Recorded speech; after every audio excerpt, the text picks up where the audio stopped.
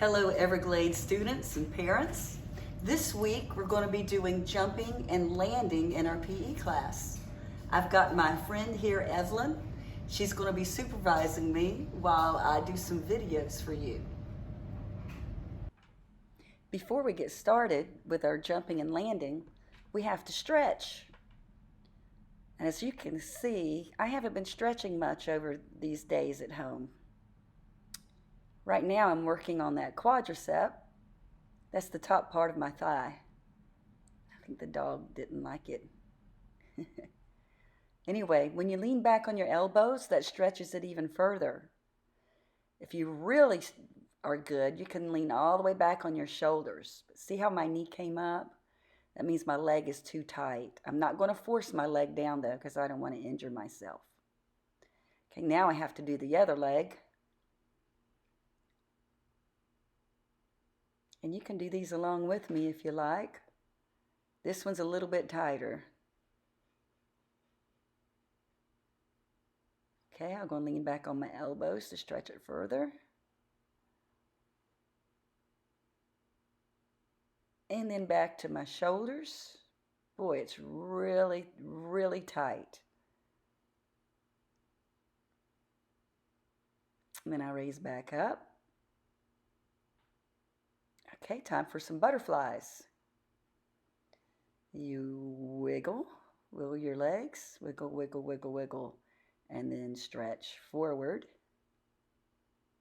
Oh, and I have can't go as far forward as I used to. But I know now I need to work on my stretching. But it's always good to stretch before you start doing your activities.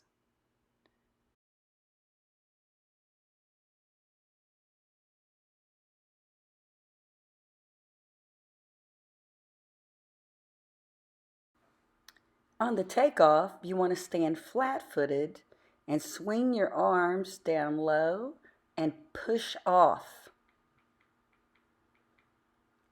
On the landing, you want to land softly, bending your knees as your feet come down to the ground.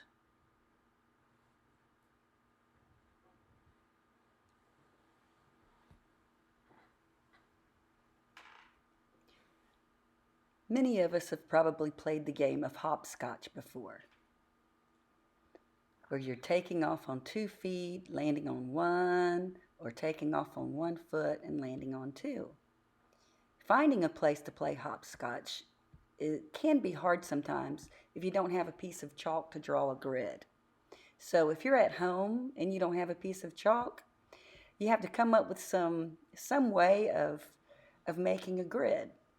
So I thought of just writing some numbers on some little sticky notes and putting them down on the floor, and then you could hop and jump on them while you're on the floor. Problem is, sometimes when I was jumping and hopping on them, they were coming up off the floor. So I got some Scotch tape and I put the Scotch tape on there, and that kept them down on the floor. Another thing is, it was hard to find maybe something to toss at the number, perhaps a bean bag or a stuffed animal you could use to substitute for a stone like they have in the video.